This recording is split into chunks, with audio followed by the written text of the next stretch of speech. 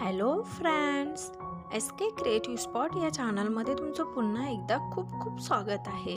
आज आपण खूप सुंदर आणि ट्रेंडिंग अशा ब्लॅक कलर ब्लाउज डिझाईन्स बघणार आहोत। तुम्हाला या व्हिडिओमध्ये वेगवेगळ्या व्हरायटीच्या डिझाईन्स बघायला भेटणार आहेत।